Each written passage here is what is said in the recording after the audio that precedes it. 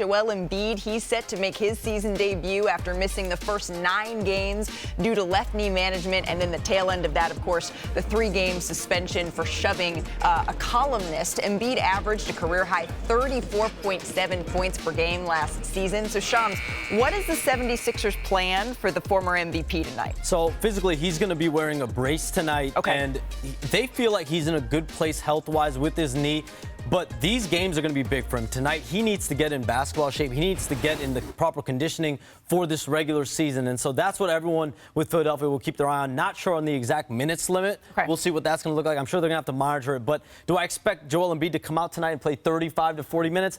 I would not hold my breath on that. But I do think they want him to get in shape. And I spoke to people around Joel Embiid, spoke to people around the Sixers over the last 24 hours, and they say that Joel Embiid's heard the noise. He knows what the narrative is on this team, on this season with him. And he wants to get on the court, and he knows they need to get that big 3 on the court. There's a little bit of urgency right now in Philadelphia to get these 3 guys healthy on the floor and build some chemistry. Urgency is a good word for it. I'm watching how does he move? How does he look? And given that this is the first night of a back-to-back for the Philadelphia 76ers, I'm glad he's playing tonight. But is that plan going to hold up? I assume it will for him not to play tomorrow. So this is really our glimpse, Perk. Philadelphia is 2-7, but the East, they only have 2 teams that are above 500 at all. So what do you think Embiid needs to do to turn the Sixers season around here?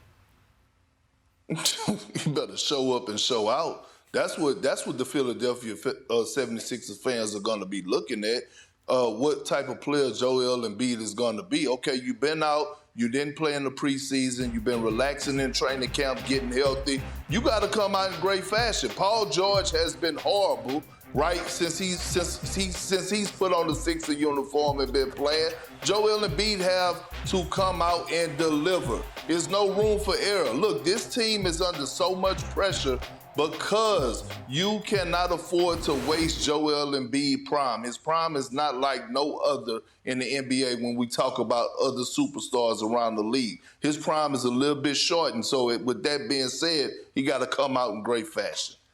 Yeah, I agree with Perk. The fact that he's playing against the Knicks and Cat, I know he's going to push the issue. He's on minute restriction. He may push that to 25, 30 minutes. But it's going to be a fun game tonight. They do, luckily for them, everybody else is below 500 or even, so they have some time to catch up. But there's a sense of urgency here for them to catch up. You mentioned career high 37.4 points. I actually take note of his assists. I think, you know, the way you quiet the noise is by winning, but also by getting your teammates involved. Last year, career high 5.6 assists. He will need that again this year, especially without Maxey. But how does he make it easier for Paul George? You touched on it. Paul George is shooting 16% on threes this season, 39% from the Can only go up from here. Exactly. So can he make the offensive load a little bit easier with a force like Joel Embiid back on the floor, at least for tonight? Finally, let's go out to Oklahoma City. The MVP favorite, Shai Gilgeous-Alexander, put up a career high last night, 45 points. Danny, is this the year he's going to get a 50-piece? Yes, for sure, 100%. He's figuring it out. He's knowing how to get his body involved, get to the free throw line more.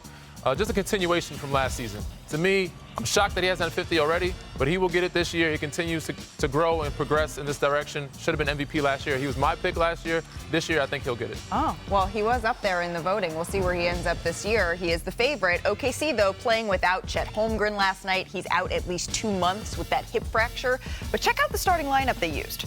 Their tallest starter was their point guard, SGA, at 6'6". Every other player between 6'3" and 6'6". And Jalen Williams was at center at 6'5". Williams was asked about playing the 5. Here's what he said. You started at center tonight.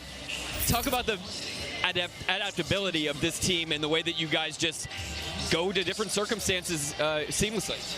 Life is definitely coming from you and not at you, so I think that's how we do. You know, we can't hold our losses too close to our heart as a team, so just kind of keeping our bigs in mind and trying to play hard for them.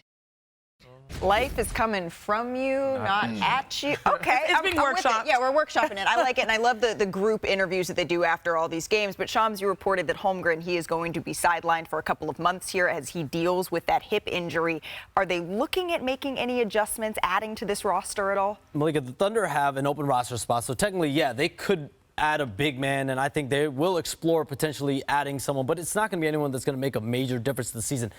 From everything you look at the Thunder over the last 3-4 years, they've leaned into small ball. They've been all about playing smaller, versatile lineups with all these defenders on the court. They went all in on that this summer, too, getting Alex Caruso. So I think they're going to lean more and more into playing this small ball lineup. We saw Jalen Williams, J-Dub, was guarding Ivica Zubac last night, and it's important to know they do have 3 amazing centers, I think, on this team. You think about Isaiah Hartenstein, Chet Holmgren. They love Jalen Williams down there, too, the other Jalen.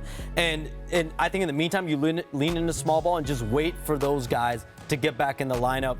But they're a team that's always going to be very interested in seeing what else is out there, but they're going to lean into what they have internally, which is a lot of small ball. And Hartenstein's still a couple of weeks away, right? Yeah, he's still got a couple weeks left on his reevaluation. Okay, so while they're making all of these reevaluations, Chiney, it seems like these are some guys who play above their size in a way. Can Oklahoma City make this work without their bigs available? They can on both ends. Offensively, the way small ball works, it helps when you have SGA dropping 45, so they're covered. But defensively, you're able to be versatile. They're the #1 defense in the NBA, and if you look at these plays, I love it here. Here, they're going to trap the system, James Harden, and what happens? Lou Dort is free safety, and then they have a switch on the backside where you zone up, where J-Dub does size to the rim, and Isaiah Joe swaps out, and you see it. They're able to force a turnover. And on another play, that was a double. This time, they're not going to do that. They're going to switch again. They're going to switch here, and instead of the short roll, when you see it, they're going to size up, and there's a short roll. They've zoned up the back line, and they're able to respond and not overreact and be there to, again, force another turnover. So whether it's the double team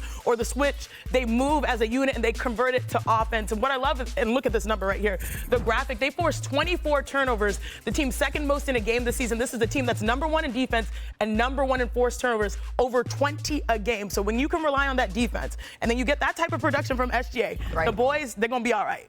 They're going to be all right. I love it. Not only #1 in defensive efficiency, but #1 in blocks, which may change because Chet is out, but they're #1 in steals and deflections. More minutes for Alex Caruso. I love it. Isaiah Joe, Lou Dort. These guys that get active, they can play the small ball lineup like Golden State did some years ago when they had the death lineup with Iggy at the 5. So this is something similar, and I think they'll be very active and it'll be efficient. You guys are making OKC fans feel pretty good. They play mismatches well, Perk. Yeah, they do. I mean, obviously being scrappy, being some dogs. They still gave up a lot of points to the Clippers last night, right? Norman Powell still had it his way. So I think this is going to help them more offensively. Like, we're going to see a more explosive SGA. He's going to be putting up big numbers. He has to, especially with filling that void or that gap with missing Chet Holmgren. But this team is going to be just fine. They're disciplined. And look, Chet Holmgren is going to come back, right, in what Sham said, 2 months. Right. I got to give a lot of credit to the medical staff down there in Oklahoma City. I'm telling you, it's one of the best in the NBA. The way that they go about it, led by my guy, Donnie Strack, who's down there, who's been there forever. He's going to come back. He's going to be better than ever. I mean, Isaiah Hartenstein is coming back in like 10 to 14 days, right? Right. So the vibes are high, it seems, in Oklahoma City. If this were to happen to any team, we seem to feel the best about this as we possibly could.